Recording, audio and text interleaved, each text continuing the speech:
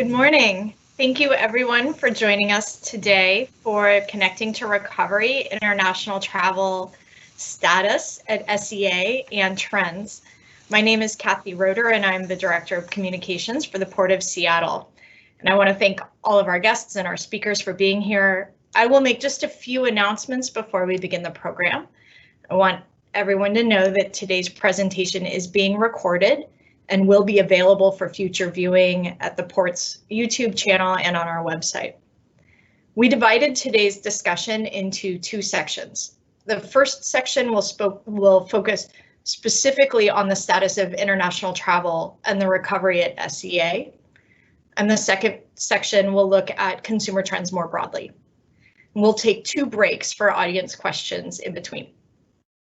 You can submit questions using the conversation bubble that has a question mark on your control panel.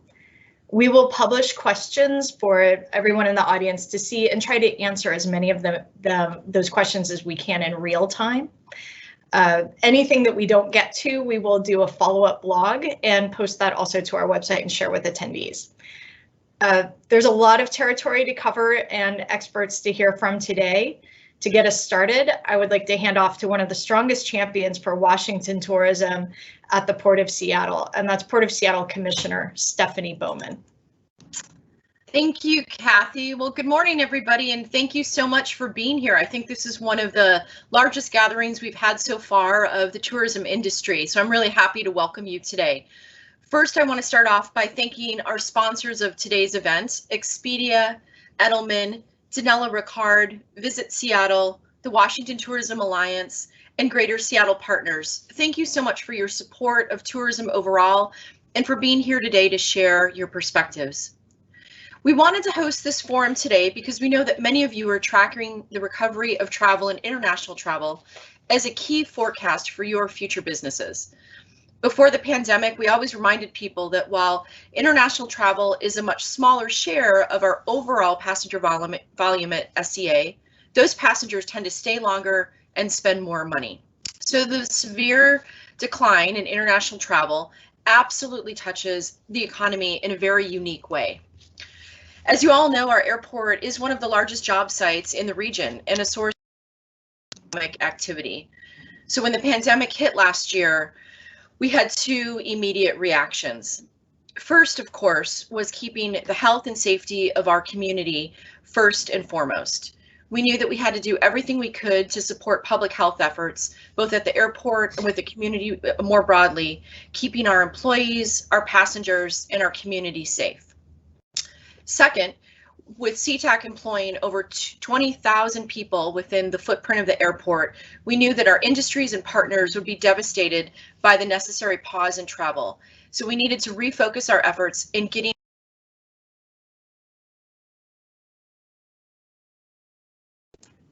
Commissioner Bowman, we've lost your audio. It's muted. Okay. Okay, there we go. Sorry about that. I'm not sure where I left off. So I'm going to just jump back in where I was. I was just saying that I'm really happy to say that we had 3 big things that we did at SeaTac when we were focusing on recovery and thinking about the recovery more generally for the region. First of all, we leaned in very early to help our small, locally owned women and minority businesses in our airport dining and retail ventures keep their doors open. And I'm really proud to say that throughout the pandemic, we haven't lost a single airport dining and retail business. Nobody has closed their doors permanently. The second thing that we did at SEA was continue with our construction projects because we knew that every single construction project had thousands of jobs related to it. So we kept those projects going while working with our labor and construction partners to keep everybody safe on the job. The third thing that I'm really proud to announce today is that we had no major outbreaks of COVID at SEA. And as you'll hear a little bit later, we also opened up one of the first vaccination clinics at a major airport in the United States to vaccinate our employees at SEA to keep them and our community safe. And what's, I think, most important to all of you on the call is we kept up our statewide tourism marketing and partnerships. We invested very early in the Washington Tourism Alliance and with our economic development partners, keeping destinations and cities ready to pivot to address the COVID crisis in their own communities. We made new commitments as well as a new tourism program with WTA, a campaign that we're really excited to launch later this year. But there's no question the recovery is taking a lot longer than any of us expected. When we came through the storm together, but we're beginning to feel the wind at our backs. I know every day at SEA, we see our passenger numbers keep continuing to tick up. I believe yesterday we were at just under 50,000 passengers, about half of our normal volume, but people are definitely starting to travel again.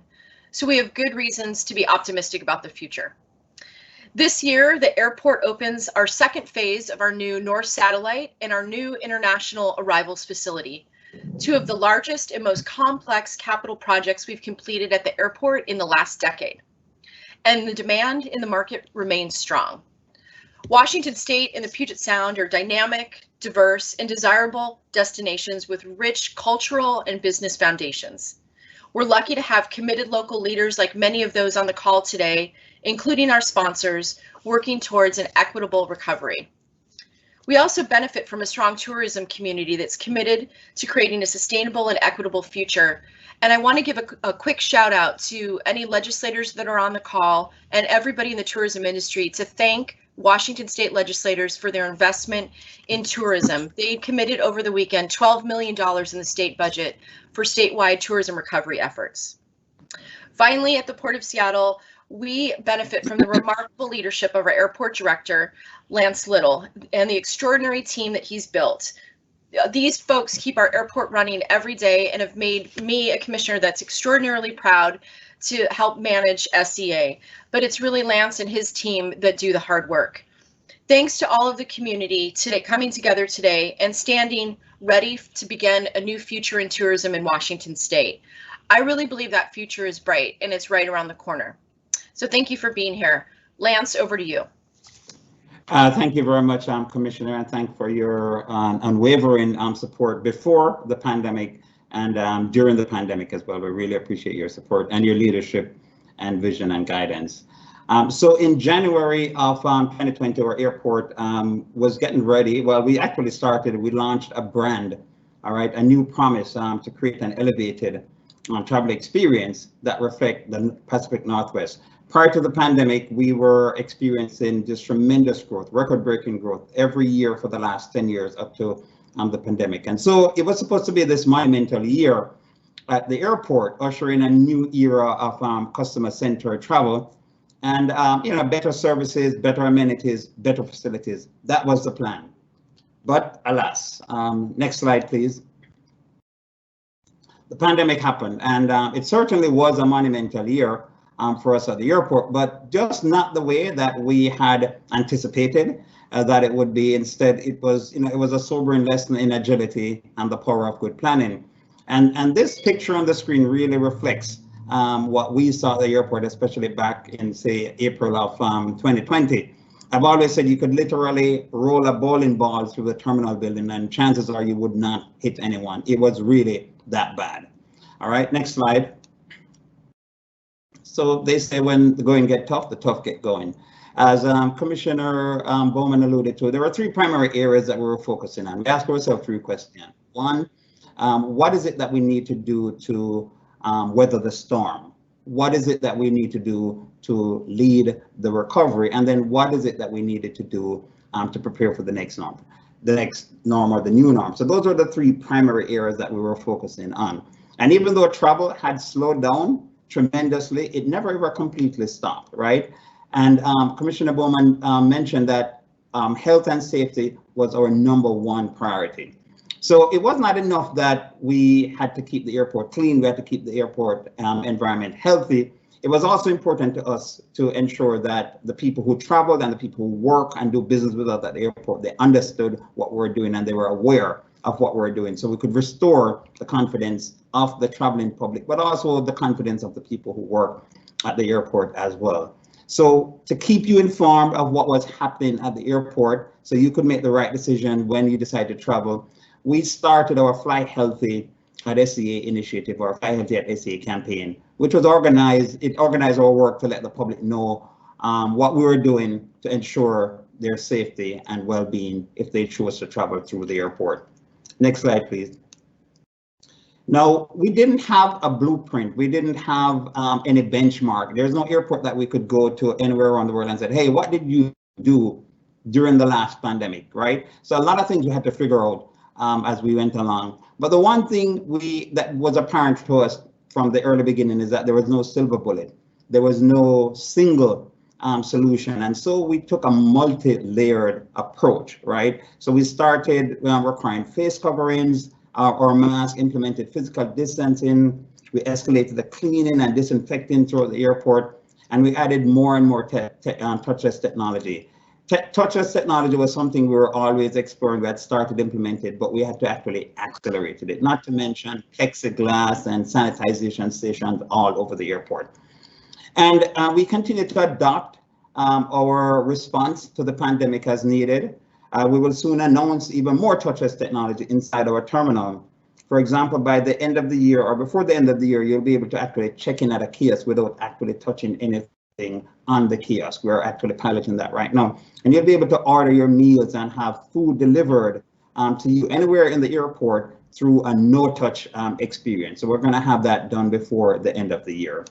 Next slide, please. So there are certain things that we would never imagine that would be happening at an airport. One of them, of course, was doing COVID-19 testing at an airport, but also to have a vaccination clinic at the airport. So we now offer on-site COVID-19 testing, both the rapid testing as well as the PCR testing as well. And so we're doing the vaccination for airport employees, and we're doing the testing for anyone who's traveling. We have vaccinated more than 6,500 employees so far, and I think we're going to continue until the 8th of next month. So that's something we just never imagined that we'd be doing at the airport. So as you're ready to travel, we're ready to welcome you back at SCA. Next slide, please. Now, this slide contrasts the one I showed where you could roll the bowling ball through the airport, right? The spring break holiday, we just saw a tremendous upsurge in travel. Some refer to it as revenge travel, which is good for anyone who depend on the airport to do business. Now travelers are more confident booking trips with the right planning to stay healthy. We experienced that during the spring break, as I said, and it really put a lot of pressure and challenge on our security checkpoints. With social distancing requirement, we had some challenges with the number of TSA resources that were available, and we actually had lines going all the way outside the terminal building, across the jet bridges and into the parking garage. That happened 3 days. So we still have a challenge with travel, and as travel comes back. So what that tells us is we have to continue to build and implement the facilities to meet the demand that we know will be coming back. Commissioner Bowman mentioned 2 of these facilities. Next slide, please. One of them is the North Satellite facility, which is going to be completed this year, an additional over 200,000 square foot facility that's going to be added to what we have right now. It's totally renovated. It will have brand new restroom, brand new concessionaires hold room. We have additional gates over there. There's a beautiful lounge that Alaska have in that facility as well. Mother's Nursing Suite. It's a really spectacular facility, and the second half, which is going to be completed this year, is going to be even greater. We'll even have a stage for the performing arts. It's going to be a spectacular facility, and it will also accommodate international departures as well as international connections as well.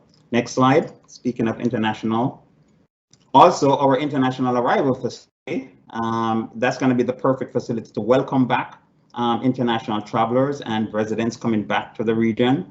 As the commissioner mentioned, this year we're putting the finishing touches to this facility, and this facility was needed years ago, so we cannot get it too soon. It's going to be a 450,000 square foot facility, which is about 5 times the size of the existing one.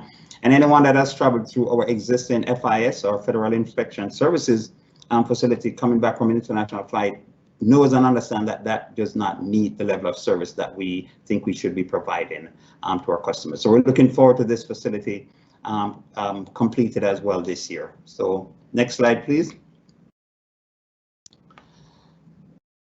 Thank you. Also exciting is that we had 2 international services that began during the middle of the pandemic. We had Qatar Airways, which had direct flights from Seattle to Doha in Qatar, and American Airlines started flights between Seattle and London to London Heathrow Airport. So these decisions to begin service to the Pacific Northwest is really a testament to the confidence in the strength of the region and the expectation to bounce back after a past year of struggle with the pandemic. So I am very encouraged. I'm very confident. Our industry, the aviation industry, travel industry, has always been extremely resilient, and I'm expecting it's just a matter of when. It might not bounce back as fast as it did with 9/11 or with the Great Recession, but we're confident that it will bounce back, and we're looking forward to welcoming you back to the airport. So I will now invite Cosway Itchwater, our Air Services Development Manager, to share a market overview and how this drives our strategy. Cosway? Thank you, Lance. I have this privilege of managing our airport's air service development efforts, and these days it's more like redevelopment efforts. And I just quickly wanted to provide the audience some background on our airport's recovery that Lance just mentioned. And our panel of experts will then talk more about what to look forward to. But let's first look at where we are today. So the next slide, please. When we look at the total passenger traffic, including both domestic and international passengers, Seattle ranked number 10 in North America in the year 2020, and that's down 2 spots compared to 2019. The strongest performers were leisure destinations and domestic-oriented hubs, while poor performers were those airports with heavy exposure to Europe and Asia. So it is worth mentioning that in the year 2020, our airport actually served more passengers than San Francisco or New York JFK. The next slide shows the map of what the current services that we have gained in color. And half of our pre-pandemic international services are now back. Of course, the total seats are still significantly less since most carriers are operating with greatly reduced frequencies. And passenger-wise, international passenger traffic during the pandemic months of 2020 was down 90%. So the who's flying now and why is what we looked into. And the left side of the slide shows the top 15 pre-pandemic markets at our airport based on combined inbound and outbound booking data, regardless of nonstop or connecting flights, and color-coded by region. Traditionally, London, Tokyo, Seoul are the largest. On the right is the same data for 2020, and it tells us that there are 3 major factors driving international travel today. Number 1 is immediately obvious, sun and leisure, with Mexican beach resorts performing strongly throughout the pandemic and taking 3 of the top 4 markets. Number 2 is border restrictions and quarantine requirements. Currently, there are few restrictions to enter Mexico, and a negative test is all that's required for much of Africa and Eastern Europe. And that border restriction aspect continues to change, and it's somewhat out of our control, but we're following very carefully. And finally, but extremely important to our market, what the industry call VFR, visiting friends and relatives, which pushed Guadalajara to our top spot and gave a huge boost to cities like Kiev or Nairobi that you see at the list, at the bottom of this list. The strength of VFR market was also a major factor in Qatar's new service that Lance mentioned earlier. And you might wonder, Doha, why? But for airlines like Qatar and Emirates, the key to the success of the route is connecting traffic beyond from that global hubs. Often that's close to 90% of their passengers. So when we surveyed just 20% of Qatar's inaugural flight back in January, which carried a full load of 298 passengers, they were headed to at least 15 different countries and spoke 20 different languages. Overall, for international flights, only about 1/3 of passengers fly point-to-point nonstop, with the remainder connecting on one or both ends of the line. So our market diversity is one of the strong selling points during our negotiations with Qatar Airways, and it will continue to be a strength as we continue our recovery.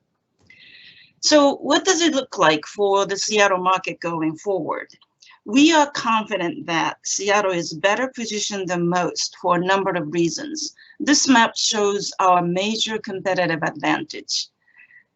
Seattle joins one of only a handful of airports in the whole world that is a hub for two global alliances, both SkyTeam and oneworld.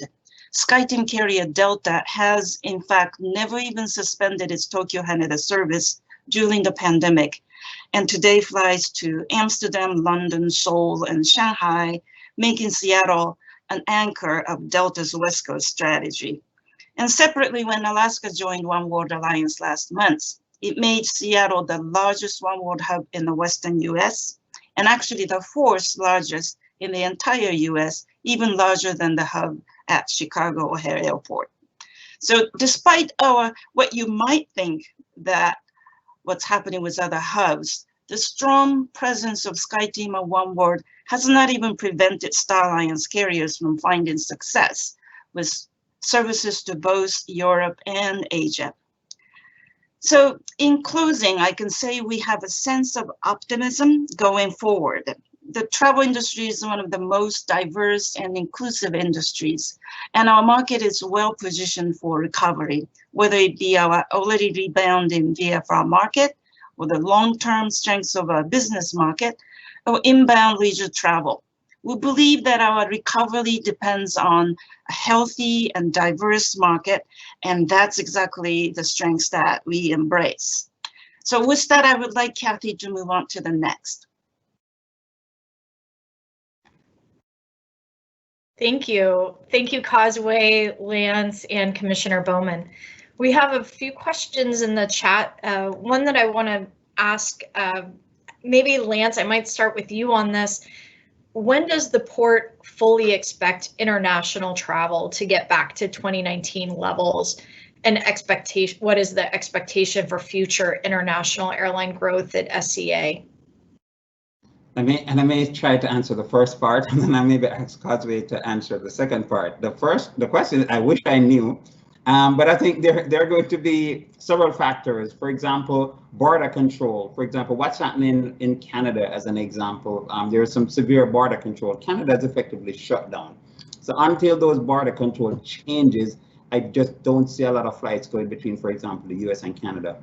Also, there are air bridges that are being tested right now, and air bridges are agreements between airports, dual airports and dual cities for specific flights where if you are tested negative, if you have a vaccine, etc., and you travel between these two cities, between these two airports, as an example, you do not have to quarantine for 14 days, an example. Depending on how successful those are, we might have international travel coming back quicker. I think there are some successful examples taking place now between Atlanta and Rome, or between JFK and some places in Italy as well. So depending on how those air bridges work out, but it's all going to be dependent on border control, right? If I have to travel to Europe and I have to quarantine for 14 days, I might not want to do that.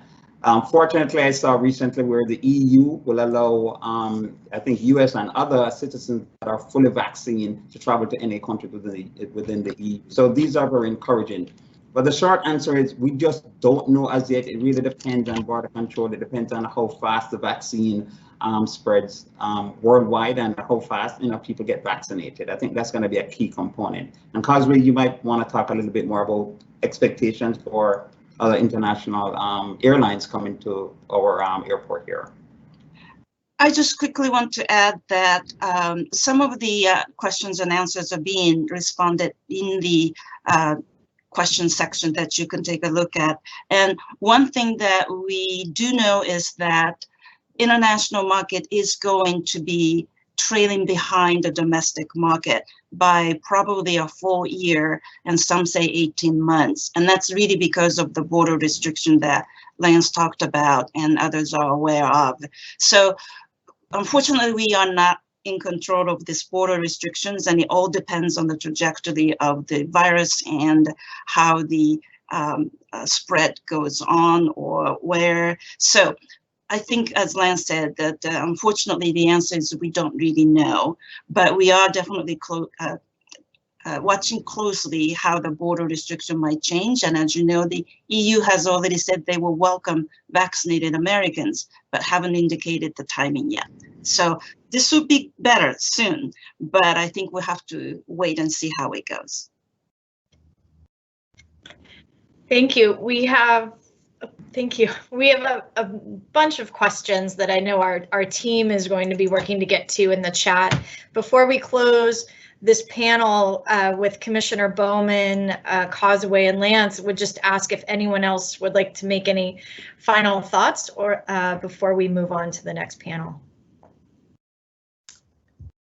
Well, I'd just say I've had the privilege of travel. I don't know if it's privilege, but the experience of actually traveling several times during the pandemic, both domestically and internationally. And I was really impressed and encouraged to see what all the airports in the US and outside of the US was doing with regards to keeping passengers safe. The hotels that I've been to, everyone seems to be taking this thing really, really serious. So, and again, travel is a choice that each individual and family has to make, but just suffice to say, if you do decide to travel, just understand that we are doing everything at SCA Airport and throughout the entire Port of Seattle to ensure that you're traveling in as safe and as healthy an environment as possible. And I'll add one thing, if I might, because I think it's a way that all of you on this call and in this forum today could help us. As you travel through SCA, take a picture and send a tweet. Put it on Instagram, tweet out something about SCA, your travel experience, especially for all of you on the call that are influencers in the travel industry. That would really go a long way in spreading the word to the community at large about what we've done at SCA and making other people feel more comfortable about travel. That's really where we need to get back to, right? Is we need people to feel comfortable coming into an airport, getting on an airplane. They obviously want to go to their destination. So we want to make that part of the experience as healthy and safe as possible, but you could really help us a lot if you use social media to spread the word about what's happening at SCA. Thank you. And thank you to our first set of guests. So we are now very lucky to have to turn to our consumer behavior and consumer travel trends panel. And we are starting off with Tom Norwalk, the president and CEO of Visit Seattle. And he is someone who routinely channels the mind of the visitor. And we are really eager to have him begin our discussion. Tom? Hey, thank you so much, Kathy, and Lance and Causeway and Commissioner Bowman, thank you. And I can never say it enough, the role the port plays in every part of travel, not only here in the Puget Sound region, but around the state, is so critical. And we're thankful for the way you look at and invest in the future of our industry. We find ourselves right now at such an interesting intersection, kind of at a crossroads of reopening and some recovery, and we're fearful of in the next week that maybe in King County and other counties will be regressing, maybe back to phase 2. But I think the outlook and the promise of what is to come is all the more reasons we need to double down on vaccines. And I hope that we would all realize in this industry, and I think we do know, that ultimately our future for travel hinges on vaccine success, and probably no more so than in international and global travel. That is just critical to getting back. It is one of the best and most incredibly important segments that we have in our region, international overseas travel. The commissioner said it very well. International visitors will stay longer. They'll spend more money. They'll visit more destinations within a region than any other travelers. And we also know that international travelers, leisure travelers, have discretion on where they fly into the US, depending on what itineraries they may be dreaming about or what they want to do. And so we know that we're at that very special, it's a golden moment with the International Arrivals Facility opening later this year. Long overdue, as Lance said, it becomes a brand new front door to global travelers. not unlike what our wonderful waterfront is doing in Seattle as it continues to evolve and change. It is going to be a global signature and a chance for us to really capture even more international business. When you think about so many of the things that have shaped Seattle's and our state's global trajectory, from a World's Fair now 59 years ago, to the importance of international trade and the dominance this state has in international trade. Our global companies that have grown, started here in Seattle and have grown around the world, all of that helps create and reinforce a brand for this region. Our music, our culture, everything else that is a part of what we do creates international brands, and international travel does that in the same way. As we welcome international guests, they have opinions, they love what we do here, and they're attracted because of how we do it. So we're incredibly optimistic about international overseas travel. It's a tough question, as the panel just talked about, of when does it really return? But we know that the U.S. Travel Association, as we speak, is currently developing a blueprint with the Biden administration with the hopes of finding a risk-based approach to open up the world by July of 2021. And I think that's critically important. And I think that would be the time frame from 21 to probably 22, where we're going to see travel, international travel, start to reapproach where it was. We've had great news this past couple of weeks with not only the CDC talking about encouragement of those that are vaccinated to feel free to travel, the European Union starting to look at welcoming Americans that have been vaccinated to Europe this summer. So it is a wonderful future we've got, and I think a critically important part of that will be international as it grows. We've got more opportunity to grow international than almost any other segment of travel. We're relatively mature as it relates to meetings and conventions as a part of our fabric. Our leisure business certainly has been strong and will become strong again, but international has opportunity to grow for everything we've just talked about. I'm really looking forward to the next few speakers, and Ian Jeffries, Senior VP, Travel and Tourism Lead with Edelman. We have Nissi Tassi, Senior Director, Global Brand, PR and Social with Expedia, and Danella Ricard, Executive Producer of Traveling with Danella. And I'll throw it over to Ian to get started, and thanks again. All right, thank you so much, Tom, and thanks also to the Port for having us. What a great event.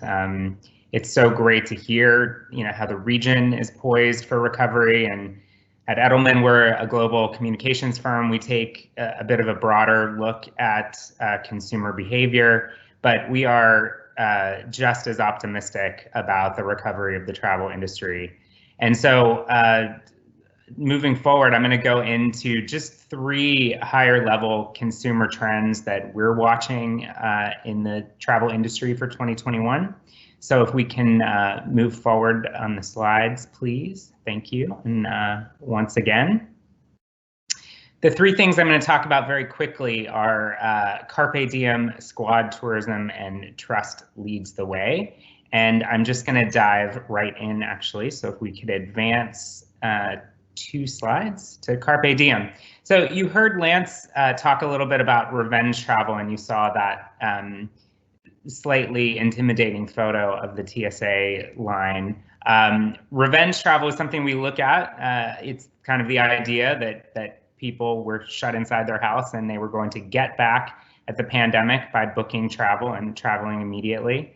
I like to think about Carpe Diem as a bit of an evolution on that, and a more positive spin, if you will. But it's the idea that we've all lost time over the last year. We had to cancel trips, and I think it's an understatement to say that we've all realized that life is too short and it's critical to make the most of the time we have. So that's kind of the sentiment here, that there is massive pent-up demand, and this is a great piece of news for the tourism industry, that people are ready to travel again. 3/4 of Americans are currently planning travel. And if you look at some of the research, Skift in particular has a recovery index where they're tracking this. yes, COVID is still a concern and people are taking it into consideration, but it's not holding them up from booking travel or hitting the road. More than 72% say they're in that mindset of being ready to travel now. 75% are going to travel in the next 1 to 3 months, and almost 90% have at least tentative travel plans for the future. So after me, Nissi from Expedia is going to talk a little bit more about what they're seeing about where people are booking travel. But I can say from Edelman's perspective, 2 of our travel clients have extremely optimistic outlooks right now. The Hawaii Visitor and Convention Bureau said that trips to Maui over spring break this year were already back at 2019 levels. And our client Viking Cruises has had such strong demand for cruises, yes, cruises, in 2022 and 2023 that they have already opened the books for the 2024 season in some sailings. It's also worth noting, you heard just now from Causeway and Lance about some of the border restrictions, but Viking is starting operating again this summer with cruises for Americans in Iceland and Bermuda who are vaccinated and combined with frequent PCR testing on board. So we are going to see more of these solutions coming down the way. But regardless of where people go, I want to also point out that human connection is going to be a key as people hit the road again. After this period of isolation, we're all hungry for connecting with others. So that leads me into my second trend, if we can move forward, squad tourism. And once again, yep, thank you. This is something we were looking at before the pandemic. It was this idea that, as with so many consumer trends, millennials were starting, this idea of planning trips really with your groups of friends. But now coming out of the pandemic, it's a little bit different, but it's definitely there. And it's this idea that you are going to focus on reconnecting with the people who matter in your life. And I think that's going to come to form in the way of the pulling together family reunions where everyone convenes in a big house in the mountains, maybe groups of friends that have all gotten their vaccines getting together, celebrations of milestone birthday trips that were missed, and then therefore I think you don't turn your milestone year until this year then. But obviously this is it's a big priority for people to connect with family and relatives that they haven't seen in a long time. And it's a huge opportunity for the group travel planning industry. So obviously vacation rentals, huge. Travel agents that have had obviously a rough go of it, working to pull together group events for leisure travel is a big opportunity. And I think to that point, it's also important to keep in mind that as people get comfortable traveling with their group of friends and family, that is going to lead to an increased comfort level in traveling for larger scale events and conventions as we look more to the long term. So moving on to the third and final thing that I'm going to highlight, if we can move forward, trust leads the way. So what does this mean for brands, and what's the most important thing for travel brands to keep in mind right now? It's going to be that trust is going to lead the way forward. So Edelman does a global study of the state of trust each year. We've done it for 20 years. So when we came out with the 2021 results early in this year, it's probably not too surprising, but it is a little dispiriting to know that trust in all institutions is at an all-time low. People are mistrustful of traditional media outlets, of social media, of NGOs, and certainly they're mistrustful of the government. And part of this was caused by conflicting information and rampant misinformation at the start of the pandemic. But there is a bright spot in these findings, and that was that 61% of respondents around the world actually said that business is the only ethical and competent institution. That may be surprising, But when you think about some of the other things that we heard about from Commissioner Bowman, Causeway, and Lance, look at what the Port of Seattle and what SEA did during the beginning of the pandemic. It was the airports, the airlines, the hotels, the rideshare companies that had to step up first and make those hard decisions about what the health and safety protocol would be, and then the even harder calls to enforce those protocols. But this worked in shoring up trust among travelers early on. Online, we all saw viral support for the airlines, for their leadership in keeping the health and safety of their passengers and crew at the forefront. In fact, I think our friends at Alaska Airlines are dealing with a little bit of that just this week. But it is that trust among travelers that's helping fuel this recovery that we've been talking about. And moving forward, it's going to be even more important to keep in mind that your customers, the travelers, are counting on business to be transparent in sharing timely and accurate information to maintain this trust as they continue booking travel and hitting the road. So that's all from me. I'm going to hand it over to Nissi Atasi at Expedia, and she's going to explain a little bit more about the details of what they're seeing as people book travel. So thank you again. Thank you, Ian, and good morning, everybody. We're going to go ahead and jump right in. So next slide, please. I wanted to just quickly touch on echoing sort of Ian's observations on pent-up demand. At the tail end of 2020, Expedia conducted our annual vacation deprivation study, which surveys travelers all around the world to uncover the benefits of vacation and encourage working adults to regularly unplug. What we found was that after a year of quarantines and lockdowns, people worldwide are more determined than ever to really use up their vacation days that they've earned. In fact, Americans plan to take an extra 5 days of vacation in 2021. In this sort of new no days left behind mindset, this idea of vacation deprivation is most likely going to be a thing of the past. We also found this year another shift, one in which workers agree that they're never going to take vacation days for granted again. I think that's one thing that we saw, is that this sort of pent-up demand has really instilled this increased value on travel. And 81% of working adults worldwide actually agreed that they are placing more value on vacation this year, and they're ready to start checking off some of those amazing bucket list experiences. As vaccinations continue to roll out, it's no surprise that Americans are incredibly optimistic that nearly half of Americans are already starting to plan to resume taking regular vacations this year. And another quarter are actually vowing to take more vacations than last year to make up for that lost time, something that I think we are all going to be very excited about in the coming year. Next slide, please.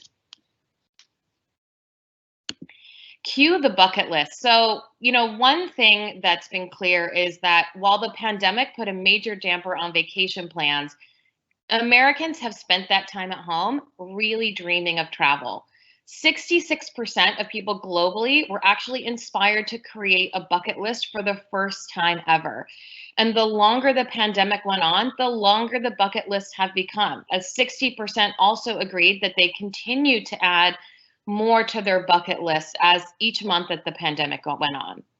We also found that 61% of people were actually willing to put more budget into their bucket list vacations this year than originally planned, with 34% of Americans actually saying that they're planning to use their tax returns for travel again. Again, this is some really great news for those of us in the travel industry. So whether it's trying something new or seeking out a new destination or even reuniting with friends and family, simply having time to relax and recharge, it's absolutely clear that people are looking to make the most out of their vacations this year. Next slide. So where are we actually seeing people book, and where do we think that people are going to be going in 2021? During the pandemic, we saw booking windows drastically shorten as lockdowns and restrictions were changing so rapidly. It's no wonder travelers were absolutely hesitant to plan too far out. But what we're seeing today is that those booking windows are actually starting to lengthen and really going back to pre-COVID times. That's likely because people are starting to feel more comfortable with the current state that we're in. Some of the most booked destinations today are those tried and true beach destinations. Our hypothesis is that this is because most of these destinations, like Mexico, the Caribbean, Hawaii, those really embody that ultimate vacation experience that people have been craving for the past year. Obviously, in 2020, we saw a huge spike in things like road trips and visiting national parks. That's most likely because it was an area and a way for people to travel that they were really comfortable with. Being outdoors in nature, it makes it very easy to socially distance. We anticipate that those are probably still going to be quite popular this summer, as people are still really working to ease their way back into travel and they feel most comfortable spending time outdoors still. Now, when it comes to city breaks, naturally those came to a bit of a halt during the pandemic because of the more crowded nature of some of these more popular cities. However, as we start to look at our data, these big cities started to really pop up in Q3 as some of our most searched for destinations.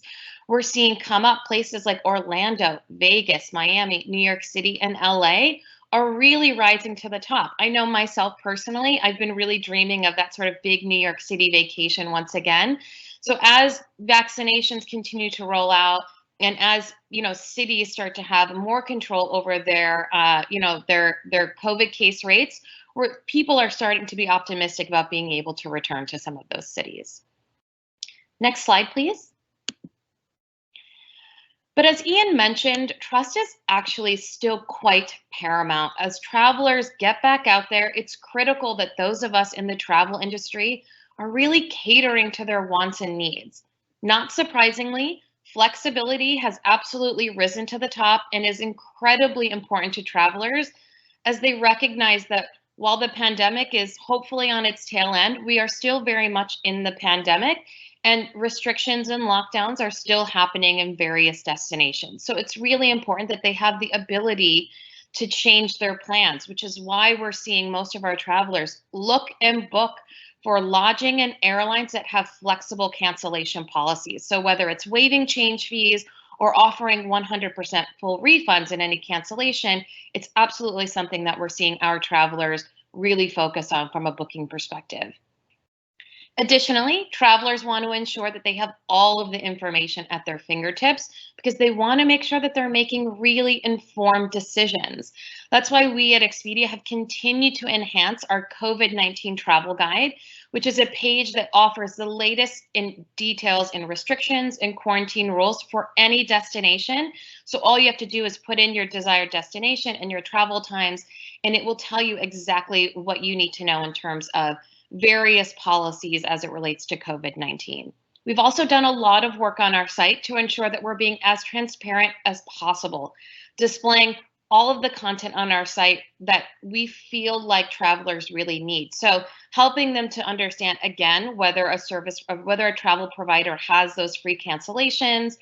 In addition to that, we know that travelers are looking for what the health and hygiene practices are for some of their travel providers. So we're working really hard to make sure that is as transparent as possible because we understand that that can really help to reassure a traveler. And of course, value is super critical.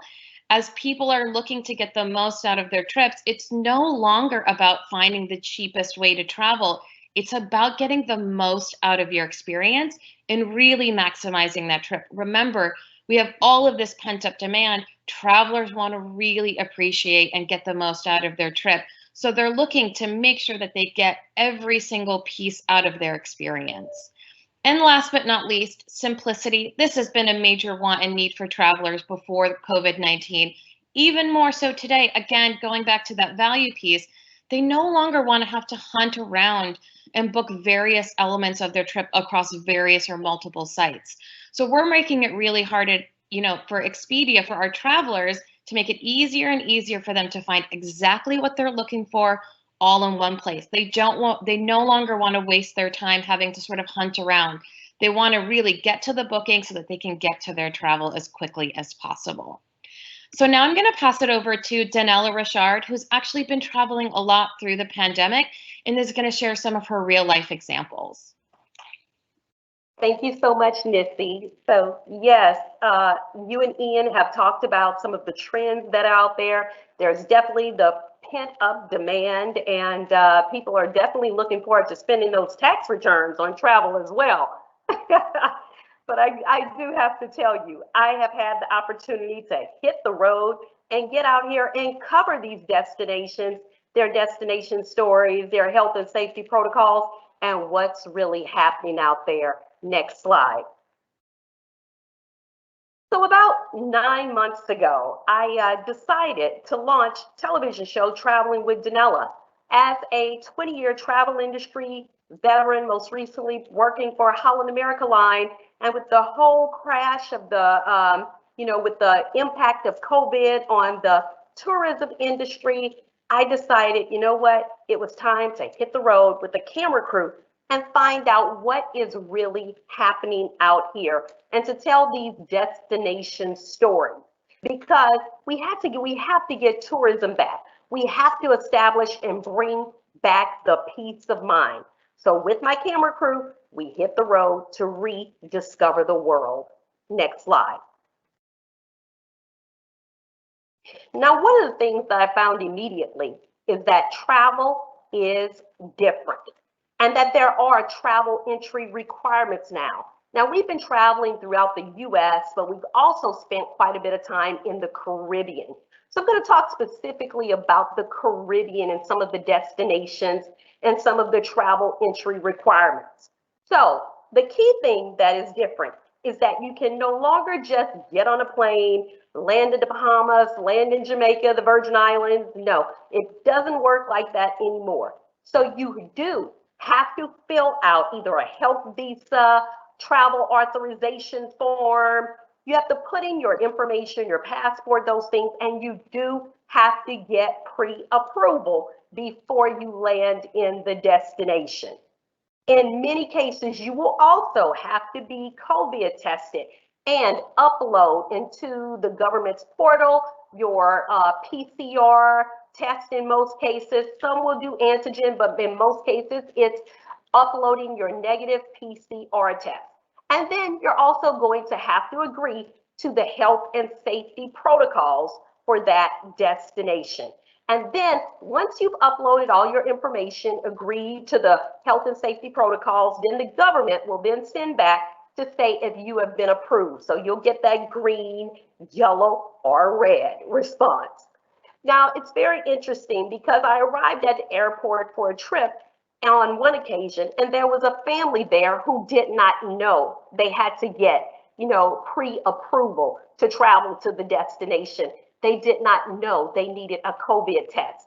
And as a result, they were denied boarding, and they had already spent all this money to travel to the destination. And unfortunately, they weren't able to go. So it's very important, first and foremost, travel is a little bit different, and you do have to get pre-approval when traveling to several of these vacation destinations internationally and have a negative COVID test.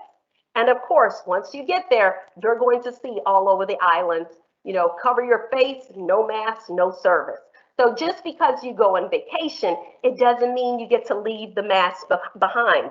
You're going to find out that those requirements for health and safety are still in place. Next slide. Now, another thing I discovered when traveling to several destinations in the Caribbean is I was ecstatic to see some of the things that the resorts are doing. And in particular, I was very impressed with Sandals Resorts. And one of the things that they have done in adding to their guest amenities is complimentary COVID-19 testing, because in many of these destinations, like the Bahamas in particular, and some of the other Caribbean destinations, you may also have to provide a negative COVID antigen test before you depart the destination. So imagine that. You're on vacation, you're having a great time, but now you have to think about a few days before you depart, you have to get a COVID test that says you're negative before you can leave the country and board the plane. So Sandals Resorts is one of the resorts that actually has added that as an amenity to their guest stay. And then, of course, also, temperature check, health and safety protocols in the rooms that are in place, and then also practicing social distancing. So those are some of the things we have to keep in mind. Just because we go on vacation, we don't get the opportunity to say, no mask, don't have to practice socially distancing. No, all of those things still do apply when you go on vacation, but you can still have a good time. So next slide. Another thing I discovered is that vacationing now gives you an opportunity to connect with nature. Now, I was used to going on vacation, going to a resort, swimming up to the pool bar, meeting new friends, giving each other hugs and maybe throwing back some shots. Well, now vacation is a little bit different, but the beauty about it that I found in like the Virgin Islands and the Bahamas and in Jamaica is that it gave me a chance to connect with nature. And before, I may have never left the resort and stepped outside of the resort to go and discover these things. So in the Virgin Islands, I had a chance to swim with the dolphins, something I had never done before. In Exuma, in the Bahamas, I had a chance to swim with the pigs, and that's my good friend Oliver right there in that photo with me. And in Jamaica, I had a chance to go horseback riding. So again, connecting with nature. The next slide. Also in the Bahamas, I discovered I absolutely love riding ATVs and just riding throughout the island, taking in the fresh air and driving upon the beautiful beaches. That's me right there in Exuma. Absolutely amazing experience. Again, getting out into the outdoors and connecting with nature.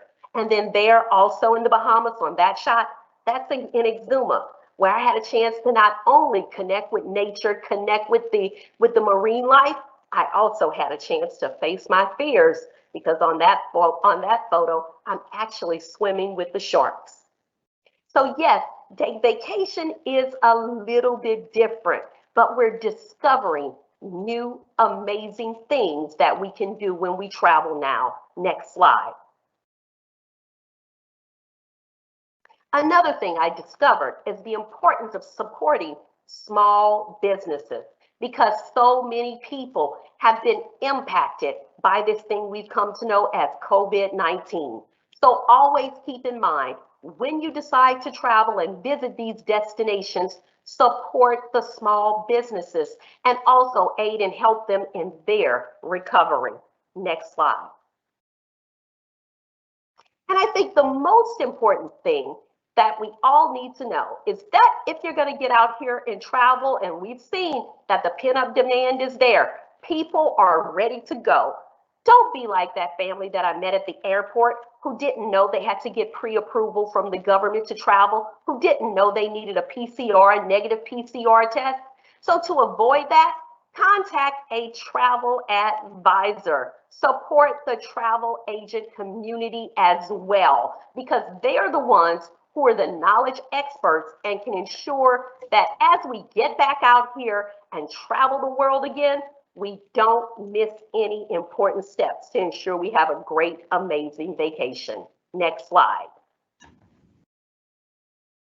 And I'll close out before we go to questions to just let you guys know, you can also, so definitely follow Traveling with Danella. You can find us on the CJC network, which airs globally, and we're also on the CW in different markets as well. And as of June, we'll be on American Airlines. So follow us as our camera crew goes out and we cover these destination stories and how you can go out and have an amazing vacation these days. Thank you, Danella. This is Kathy. We originally intended to take questions here. We've asked David Blandford, who is our final speaker, to take one of the questions that came out of the chat. But because we're getting close to our time, we are going to cue him. But before I do, I just want to say thank you so much for all of the panels in this consumer trends section. What I think we heard from everyone are just these trends that Washington destinations can tap into. Certainly when it comes down to nature and adding value, we can do that here. And that's a lot to be thinking about as we market ourselves globally.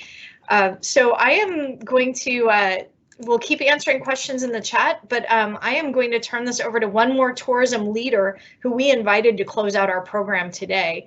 And David Blandford is the executive director of the Washington Tourism Alliance, the organization leading new statewide tourism initiatives. And he is exactly the right person to end our program today and focus our thinking on the future. David, over to you. Thank you, Kathy, and thank you to all our presenters. What a great conversation. And that conversation really reminds me that the travel and tourism industry incurs disproportionately deep impacts during global crises, whether it's economic, political, national security, or health crises like COVID-19.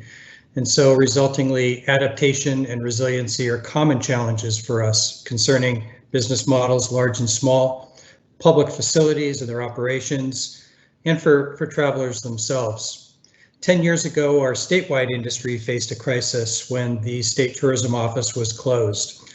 It took 7 years and the commitment of every industry segment, the Port of Seattle, Visit Seattle, state government, to find a way to fund a state tourism marketing program. We've made great progress, and even within the past week, as Commissioner Bowman noted, we've seen some renewed support from the Washington legislature. A mantra for our industry, or maybe it's one that I just repeat often, is never waste a good crisis. We've learned to sustain our advocacy programs. We form industry partnerships around new innovations, and we keep our customers and clients dreaming and believing. That's never been more important. We need to get global travelers back to Washington through SEA, staying at our hotels, visiting our attractions, dining in our restaurants. A key challenge will be for the Port of Seattle and Visit Seattle and the Washington Tourism Alliance to continue to work together to reopen our state for global travel.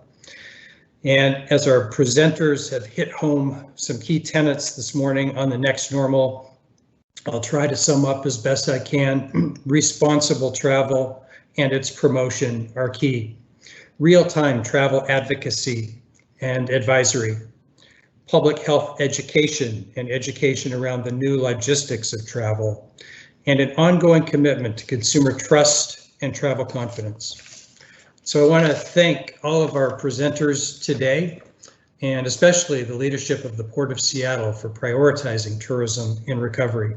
The Port will post a recording of this event on its website and also send up a follow-up note that responds to any unanswered questions in the chat this morning. I know we didn't have time for all. I encourage you to stay connected with the Port and all of today's sponsors through social media and their respective newsletters. Thank you again for joining us today. Let's keep this conversation going as we all work to restore travel and tourism.